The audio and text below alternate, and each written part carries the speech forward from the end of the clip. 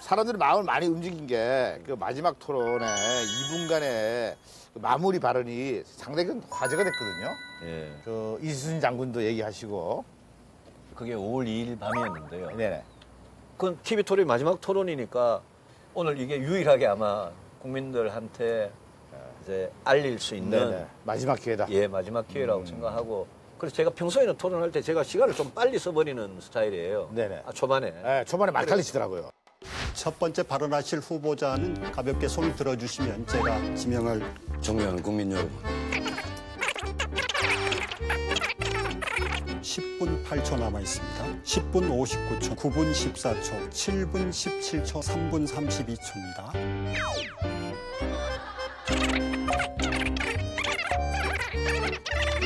유죄 판결 나면 출당 제명인데. 아니 여기는 아예 시간이 없는데 왜 자꾸 말을 하게 해요? 네. 내 참. 예, 초반에 많이 쓰고 뒤에는 막 시간이 쫓겨가지고 네. 시계 보면서 아껴 쓰는 그런 스타일이었는데 그날은 뭐 하다 보니까 초반에 많이 썼어요, 이미. 네. 그래서 중간에 내가 마지막에 말씀을 좀 한 말씀 하려면 시간 좀 시간을 아껴야겠다. 아껴야 되겠다. 마지막에 이렇게 시계를 보니까 제가 이제 중간에 하도 시간을 아껴가지고 이제 시간이 제일 많이 남아있었어요. 저는 한 2분 한 4, 50초 남아있고 문재인 후보가 시간이 한 30 몇 초 남아있었어요. 그러니까 이제 사회자가 문재인 후보한테 저한테 자꾸 물으라고 뭐 이런 식으로. 그러니까 이제 시간을 쓰라 이거죠. 문재인 후보님이 눈치도 없이 유승민 후보께서 한 3분 30초간 시간이 좀 많이 남아 있습니다. 다른 후보님들은 제가 우리 요걸 읽게.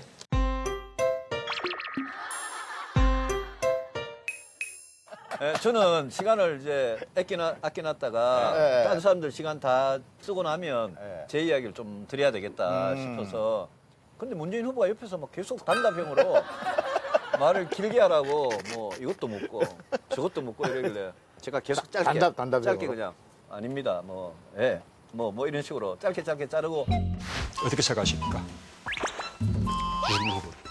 그저 뭐 그렇게 생각하지 않습니다. 예.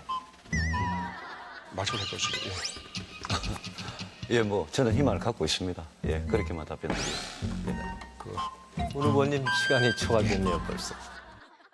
방어하셨네요, 그죠? 예, 방어를 수비 축구로 해가지고 딱 앞으로 나가지 그래, 않고. 아마 그때 문재인 후보님이 좀 의아하셨을 거예요. 평소에는 물으면 제가 또 이렇게 답을 좀 이렇게 하는 스타일인데. 약간 길게 하는 스타일인데 자꾸 이렇게 답변을 자르니까 뭐 이상하다 그러면서 혼자 이제 30초를 다 쓰셨어요.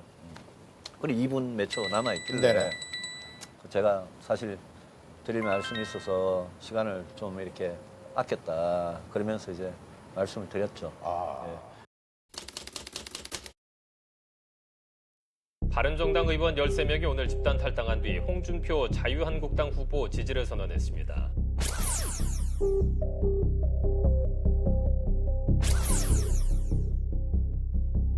가슴 아프게 생각합니다. 네. 굉장히 어렵고 힘든 길을 같이 가고 싶었는데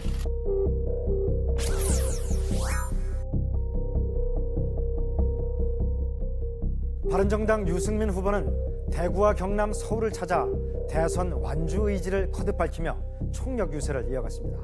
저와 함께 이 대한민국을 내일 뒤집어 주십시오.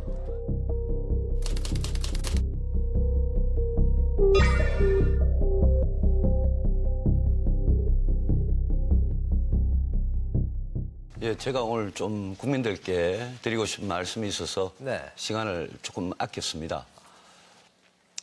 참 힘들고 어렵고 외롭지만 저는 실망하지 않습니다. 저는 이순신 장군 생각합니다. 신에게는 12척의 배가 남았다.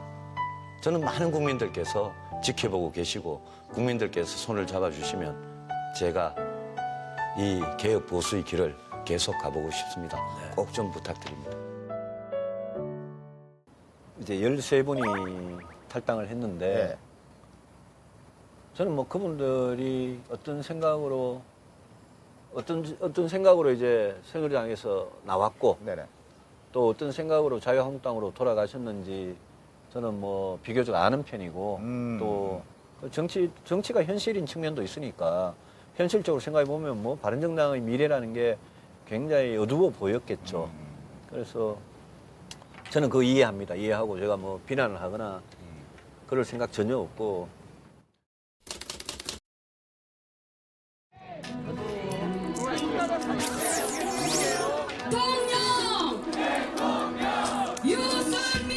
그 이후에 5월 3일부터 엿새 동안 선거를 하는데 마지막 말씀 듣고 저를 찍어주기로 결심했다라는 분들을 제법 만났습니다.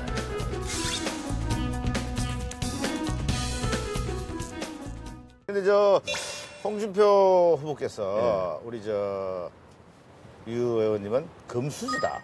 금수저다.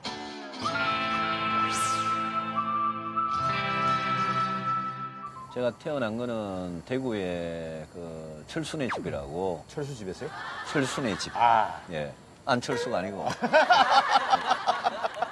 철수, 그 주인집 아들 이름이 철수였어요. 예. 그 제가 철순의 집 새방살이 할 때 이제 태어났는데. 판사 집안이시잖아요.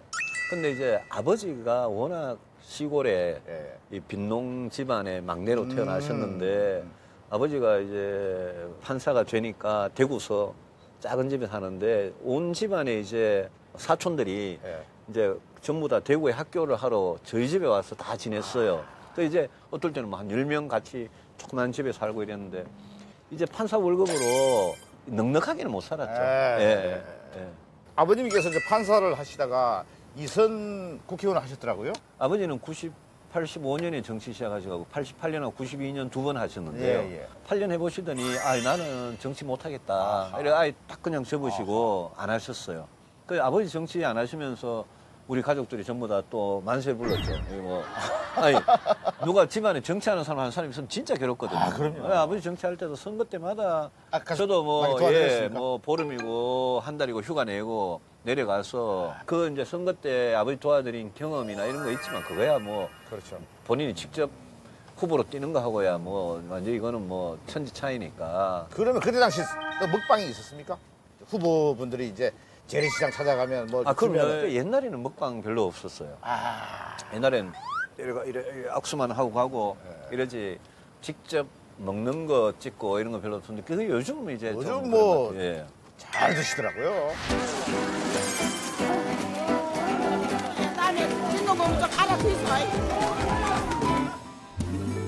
저는 굉장히 좋은 게 다니면서 밥을 잘 못 먹어요. 왜요? 막 이동거리가 되게 짧으면 뭐 말 몇 마디 하고 전화 몇 통 하다 보면 못 먹어요. 그러면 어떨 때는 진짜 아침 점심 계속 굶을 때가 있는데 전통시장에 딱 가면 먹방하면 야 이거 왔다, 야 이거 왔다. 그래서 좀 무조건 먹자. 다양하게 먹었으면 좋겠는데. 호떡도 먹고 싶고 찹쌀 도나스도 먹고 싶고. 근데 꼭 보면 저 어묵집에만 가가지고. 맛있네요. 아이, 고맙습니다.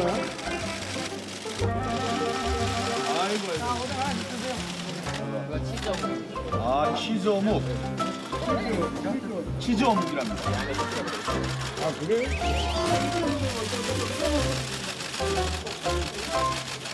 어묵집에만 가가지고 넙등한 어묵 있고 동그란 어묵 있잖아요. 저는 동그란 거 좋아하는데 꼭 네모를 권해요.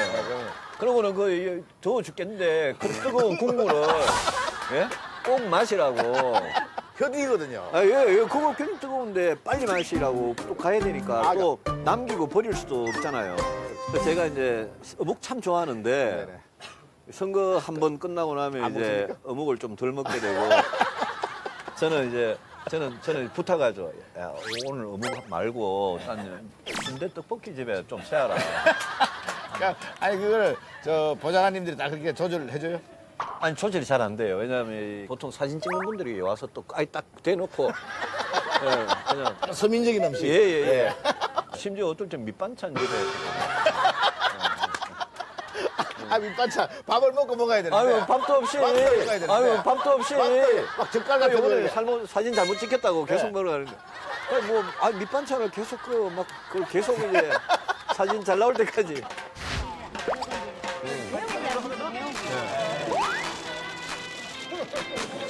부채 한번 드셔보십시오.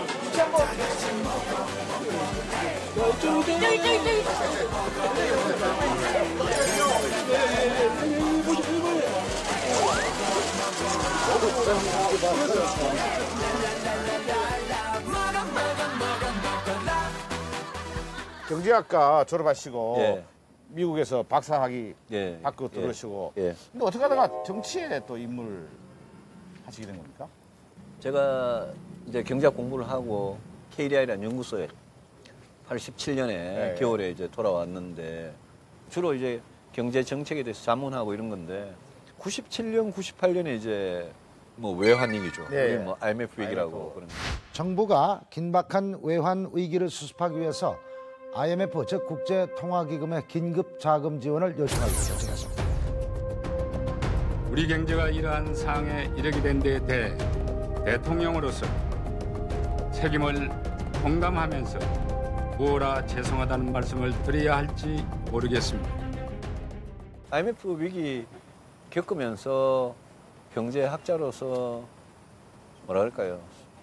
이런 거 제대로 미리 알아내지 못하고 막아내지 못하고 그런 데 대한 자책감 같은 게 굉장히 있었는데 그때 당시 뭐 청와대나 경제부처나 공무원들이나 이런 분들 하는 걸 보니까 저렇게 좀 엉성하게 저렇게 엉터리로 저렇게 이상한 동기에 의해서 저렇게 막 왜곡이 되고 이러는구나 이런 걸 많이 옆에서 봤어요. 네네. 아 이거는 정치하는 사람들 문제다. 아, 연구소에서 이것만 할 일이 아니다. 그래서 그래 막 이렇게 고민을 한 2년 3년째 하고 있던 차에 이 정치권으로 올 이제 계기가 스카우트 얘기가 온 겁니까? 예, 생겼어요. 그래서 아니 뭐 두말 안 하고 그때 이제 야당이 그때 한나라당이 야당 시절인데 야당의 연구소장으로 와가지고 그다음부터 지금 뭐 18년째 이러고 있죠. 예. 그래서 제가 늘 젊은 사람들 보면 즐겨 하는 말이 아무리 욕을 먹어도 정치가 제일 중요하다. 아니, 당신들 인생을, 당신들 미래를 결정하는 법을 만들고 세금을 매기고 예산을 쓰고 이 모든 거를 최종 결정하는 거는 정치에서 하는 거다. 국민들이 이게 정치에 참여하는 건 참 좋은데 문자 폭탄 있지 않습니까? 네. 그것이 굉장히 뜨거운 논란이 지금 되고 있거든요. 또 어떻게 생각하십니까? 문자를 갖다가 막 폭탄처럼 막 이렇게 저는 양쪽에서 폭탄을 맞는 편인데요. 폭탄이 이제 한 2배로 오죠. 2배로. 근데 막 이렇게 어떤 거 제가 다 못 봐요. 네네. 지금 아주 뭐 제 핸드폰에 읽지 않은 문자가 한 28,000개 정도 되니까. 28,000개 정도 되니까. 볼 수가 없어요. 그렇죠. 왜냐면 막 이럴 때는 뭐 그냥 문자가 한두 시간 안 보면 확 묻혀버리니까. 그리고 문자 앱이 이렇게 기능을 안 할 정도로 막 오고 이러니까 그 심정은 제가 알겠어요. 심정 알겠는데 어떤 의견을 이야기하시든 다 좋은데 욕을 좀 안 하셨으면 좋겠어요. 그리고 반말 좀 안 하셨으면 좋겠어요. 시민이 국회의원한테 문자로 하든 앞에서 하든 이야기는 당연히 할 수 있죠. 근데 하여튼 조직적으로 욕을 섞어서 반말하고 이것만 좀 안 해주셨으면 좋겠어요. 자기 생각 충분히 이야기할 수 있는데.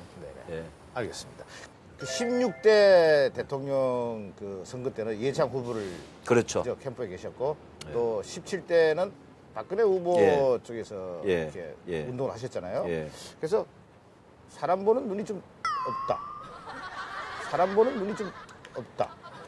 이런 평이 선거가요. 선거가 이기고 나면 다들 자기가 잘해서 이겼다 그러고 지고 나면 전부 다 저 친구 때문에 졌다 이러고 이번에도 이제 제가 나가가지고 제가 제 선거를 제가 졌으니까 뭐 이렇게 너무 이렇게 웃고 떠들 일이 아닌데. 알겠습니다. 그 많은 분들이 참 그 얘기하는 부분이 있어요. 박근혜 전 대통령의 그 비서실장이라는 거. 그 뭐 어떻게 생각하십니까? 그 부분에 대해서는.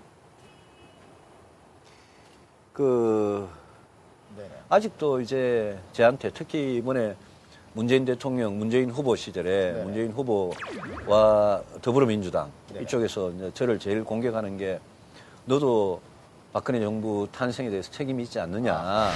이명박 박근혜 정부 동안 우리 경제에 참담하게 실패한 것, 그건 인정하시죠? 또 이명박 박근혜입니까? 그 사람들은 부역자라 그러고 또 자유한국당 쪽에서는 자기들 뭐 배신했다 이러고. 시중에서는 유승민 후보가 정책적으로 배신을 했다. 강남 좌파가 되었다. 이런 이야기를 하고 있습니다. 이제 양쪽에서 공격을 저를 하는데 결과적으로 지금 와가지고 지금 시점에서 보면 저희 그때 선택이 좀 잘못됐다. 그래서 뭐 방금 말씀하신 대로 제가 사람 보는 눈이 잘못된 거 아니냐. 뭐 그런 말을 지금 상황에서는 당연히 들을 수 있죠. 그런 역할을 하다가 이제 박근혜 전 대표하고 차츰 거리가 멀어지면서 새누리당 대표와 원내대표로 지도부를 함께했던 김무성, 유승민 두 의원이 동반 탈당에 전격 합의한 것으로 확인됐습니다. 공천을 주도한 그들에게 정체성에 대한 고민은 애당초 없었고 진박, 비박이라는 편가르기만 있었을 뿐입니다. 박 대통령은 정치권에 대한 초강경 비판 발언으로 특히 새누리당 유승민 원내대표에게 직격탄을 날려서 당선된 후에 신뢰를 어기는 배신의 정치는 결국 패권주의와 줄세우기 정치를 양산하는 것으로 반드시 선거에서 국민들께서 심판을 해 주셔야 할 것입니다. 유 원내대표도 송구하다고 몸을 낮추면서도 사퇴는 일단 거부했습니다. 저한테 대해서 뭐 좀 그런 좋지는 않았을 거예요, 감정이. 그러다가 이제 뭐 한 2007년부터 멀어진 사이니까 되게 오래됐죠.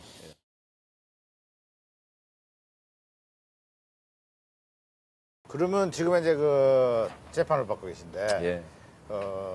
어떻습니까? 이게 지켜보시기에. 저는 이거는 탄핵을 해야 된다라고 생각을 했고, 국회에서는 이걸 탄핵을 안 하는 게 오히려 국회의원의 직무유기에 해당을 하는 겁니다.